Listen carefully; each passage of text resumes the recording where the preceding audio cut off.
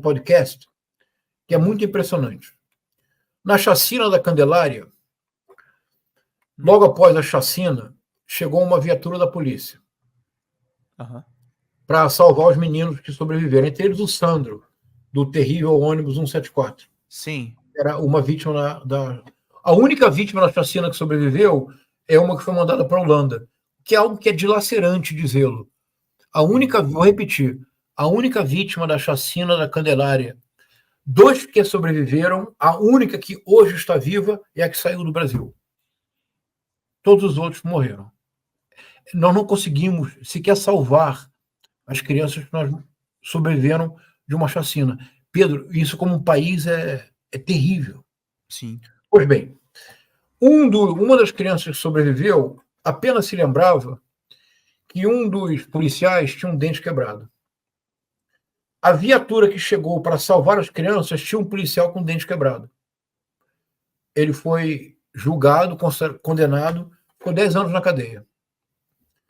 O policial, veja isso, Pedro. O policial que realmente assassinou as crianças e que foi um dos realizadores da chacina da Candelária se converteu. Foi acolhido por uma igreja. Se converteu. Procurou o pastor e disse: pastor, algo que inquieta o meu coração. Há um homem na cadeia pagando por um crime que eu cometi. Na minha vida anterior, isso é bem importante, Pedro. Eu preciso ter muito respeito. Na minha vida anterior, eu participei da chacina da Candelária, eu fui um dos assassinos. E é um homem que tem o dente quebrado como eu, está na cadeia há 10 anos. O pastor, o que eu faço? Pastor, eu me apresento? O pastor disse sim, e Deus lhe apoiará. Este homem é um dos assassinos da Candelária. Se apresentou na polícia e disse: há um irmão que está há 10 anos preso por um crime que eu cometi. Que crime? Assassino da Candelária. Não, ele foi condenado. Ele tem um dente quebrado. Ele disse: eu também tenho. Mostrou. Disse: o assassino sou eu. Libertaram o irmão. Pedro, isso é muito importante. Perceba o que nós precisamos ter muita sensibilidade. Nós temos que entender que aqueles que se convertem em idade adulta mudam o eixo da vida, Pedro. Muda o eixo da vida. O cara muda também um protagonismo, né? Porque a gente tem essa questão da sociedade brasileira que é extremamente classista, que não só você é o criminoso, mas você também é o pobre e o vulnerável. E a religião protestante, a religião evangélica, ela permite aquilo que o manifesto protestante e o self-made man americano trazem, né? O cara pode sair de uma extrema miserabilidade para enriquecer ou mesmo transcender no ponto de vista do crime que ele cometeu, né? Isso, e tem uma coisa muito importante nos tempos evangélicos, que eu acho que nós precisamos de sensibilidade. Eu frequento alguns, tenho frequentado alguns. Sempre incógnito, claro, sou muito discreto, muito respeitoso. Muito respeitoso. Imagine que você se converte aos 35 anos. E você muda a sua vida. Você retoma seu casamento. Eu já ouvi muita história assim, professor. Eu já ouvi muita história assim, é bizarro. Mas vamos pensar de um ponto de vista assim. Você retoma seu casamento, você para de fumar, você para de beber, você retoma o casamento, você não tem mais amante. Pedro, você paga o dízimo e você pode legitimamente dizer: a partir do momento que eu paguei o dízimo, Deus me deu prosperidade. Claro, coloca no papel, Pedro. Coloca no papel. Mas não só. Você mudou de vida. Já teve um progresso imediato, porque você não gasta mais. Você vai no templo daquele pastor que pede cartão de crédito com senha. Quando você entra naquele templo, este pastor que pede cartão de crédito com senha, ele sabe o seu nome, o nome da sua esposa e o nome dos 3 filhos. Agora, a família faz algo que talvez nunca tenha feito. Fazem programas juntos.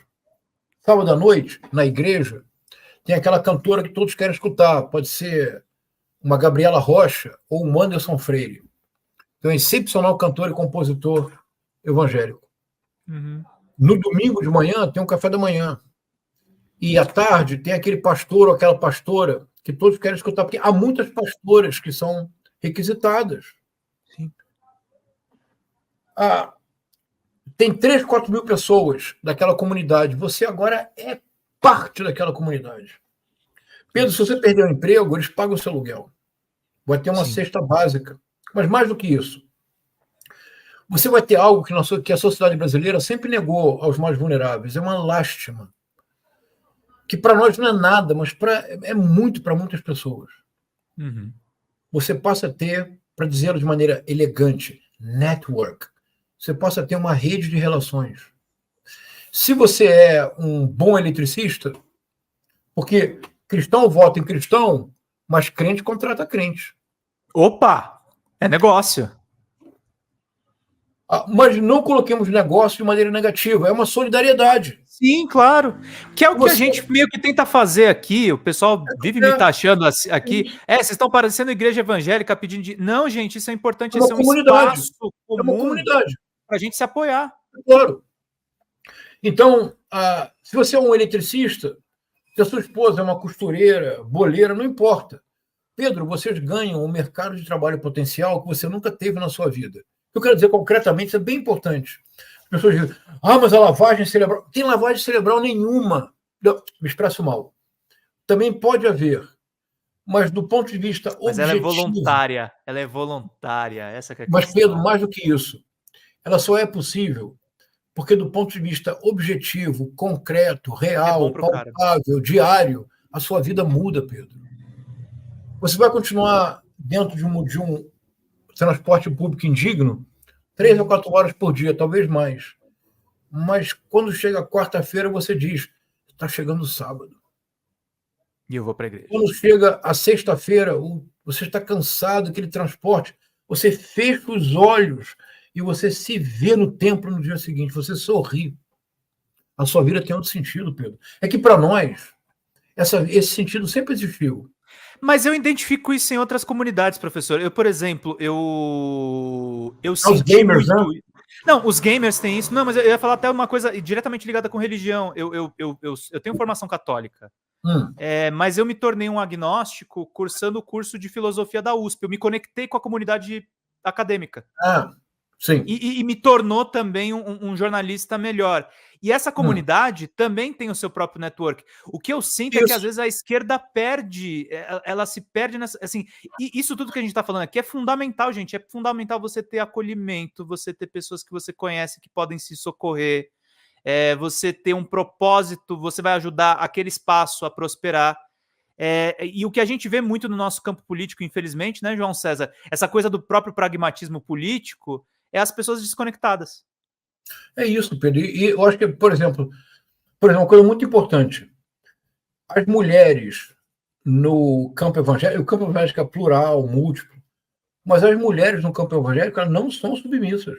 Não. Há esse discurso. O discurso, a mulher deve ser eu sou da costela de Adão, mas releia o capítulo 1 do Gênesis, versículo 27. Está lá dito que Deus criou homem e mulher à sua imagem e semelhança.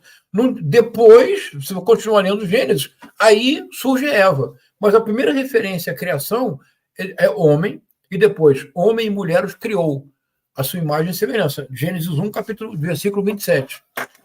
A mulher nas igrejas evangélicas ela não é submissa, Pedro. Ela é muito ativa. São líderes, são pastores, são cantoras, são estrelas. Essa ideia de que a mulher... Porque nós vemos assim um Deltan Dallagnol, insano, dizendo no Roda Viva, a mulher tem que se submeter ao homem. Na prática, vou repetir uma coisa aqui, vamos lá. Na prática, não existe, provavelmente, nenhum lugar na sociedade brasileira em que haja tantos líderes negros quanto nas igrejas evangélicas. Na prática, não há tantas lideranças femininas, mulheres, quanto nos templos evangélicos. E já passou da hora da esquerda compreender isso. Agora, nós não vamos, em nenhuma circunstância, poder disputar essa questão do ponto de vista da ideologia. essa questão tem que ser disputada de um ponto de vista mais amplo, que inclui um projeto de nação.